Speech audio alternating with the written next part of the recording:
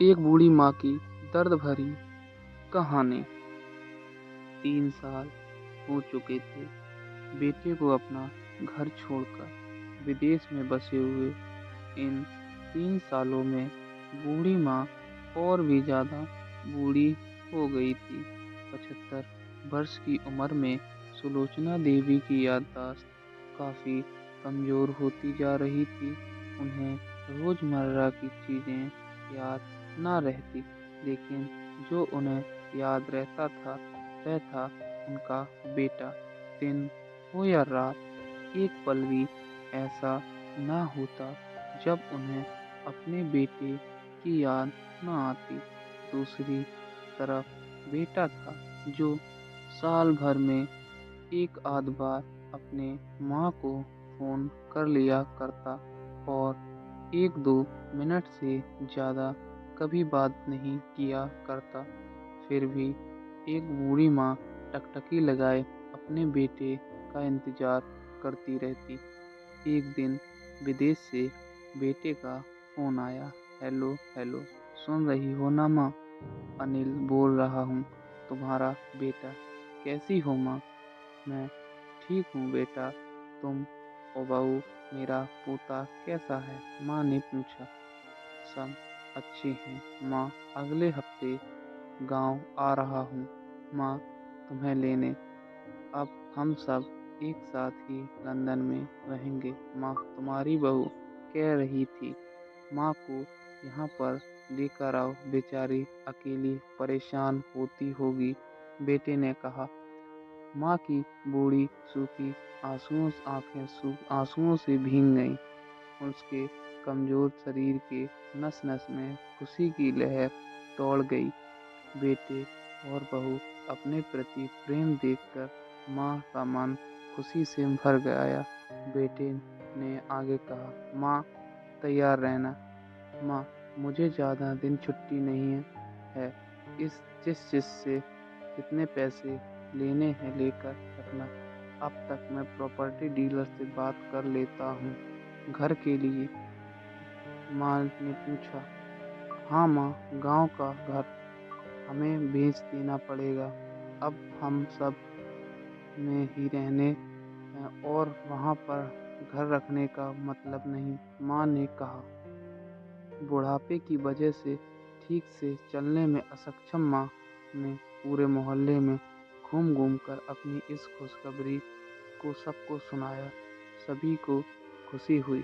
सबको लगा माँ जी के आखिरी दिन अपने परिवार के साथ खुशी में बीत जाएंगे। घर वापस आकर माँ ने अपने घर के कोने कोने को ऐसे देखा जैसे वह दूसरे बेटे को देख रही हो। देखें भी क्यों ना, उस घर को अपने बेटे से कम थोड़ी समझा था। अपने पति के साथ 40 साल यही तो बिताए थे, लेकिन अब मजबूर थी बुढ़ापे के आखिरी साल बेटे और बहू के साथ बिताना चाहती थी। दिल पर पत्थर रखकर बेटे घर बेचने के लिए माँ तैयार हो गई। आनन फानन में बेटे ने घर को आधे दामों में बेच दिया। माँ ने ज्यादा नहीं, लेकिन जिन चीजों से दिल लगा था उन चीजों को समेटा और बेटे के साथ टैक्सी में बैठकर एयरपोर्ट के लिए चली गई। एयरपोर्ट पर आकर बेटे ने माँ से कहा, माँ तुम यहाँ बेंच पर बैठो, सामान और बोर्डिंग पास की जांच करा आता हूँ। वहाँ वक्त लगता है और खड़ा रहना पड़ता है, तुम्हें तकलीफ होगी, तुम यहीं आराम करो। मैं यूं गया और यूं आया। माँ बेंच पर बैठ गई और बेटा अंदर चला गया। काफी समय हो गया, बेटा वापस नहीं लौटा। माँ सोचने लगी ज्यादा भीड़ होगी इसलिए देर लग रही होगी। अंधेरा होने को आया। अब तो उन लोगों की चहलकदमी भी कम होने लगी। माँ को अब चिंता होने लगी। एक कर्मचारी ने आकर पूछा, किससे मिलना है माँ जी आपको? यहाँ पर क्यों बैठी हो? डरती हुई आवाज में सुलोचना देवी बोली, मेरा बेटा अंदर सामान की जांच कराने गया है। लंदन जा रहे हैं हम। क्या नाम है माँ जी आपके बेटे का? कर्मचारी ने पूछा। अनिल नाम है मेरे बेटे का, सुलोचना देवी ने बताया। कर्मचारी अंदर गया और थोड़ी देर बाद बाहर लौटा। उसने सुलोचना देवी से कहा, माँ जी, लंदन जाने वाली फ्लाइट तो दोपहर में ही जा चुकी और आपका बेटा भी उस फ्लाइट में बैठकर लंदन जा चुका है। जब आपके यहाँ बैठने का कोई मतलब नहीं, आप भी अपने घर चली जाइए। क्या जा चुका है और घर जाऊं घर? माँ की आंखों में आंसुओं के सैलाब उठने लगे। जैसे तैसे माँ का घर पहुंची। अब उसका था ही नहीं, बिक चुका था। वो वही बरामदे में तुलसी के पास सो गई। घर के नए मालिक को उस पर दया आई तो एक कमरा किराए से उसको दे दिया। पेंशन के पैसों से खाना और किराए का बंदोबस्त हो जाता था। दिन बीतने लगे। कुछ दिनों बाद घर के नए मालिक ने सुलोचना देवी से कहा, माँ जी, आप अपने रिश्तेदारों के यहाँ पर जाकर क्यों नहीं रहती? इस उम्र में आपके लिए वही अच्छा होगा।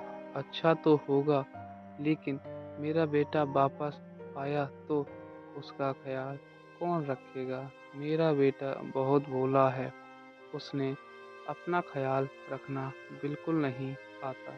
मैं कहीं नहीं जाऊंगी, क्या पता कब मेरी उसे जरूरत पड़ जाए। माँ ने ऐसा कहा।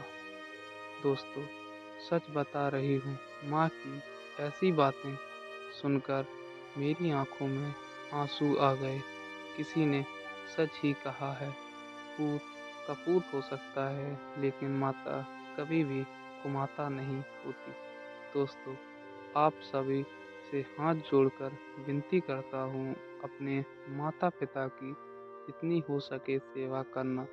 उनके साथ कभी भी बुरा बर्ताव मत करना। अगर आपको यह कहानी पसंद आई हो तो इसे लाइक और चैनल को सब्सक्राइब करें। धन्यवाद।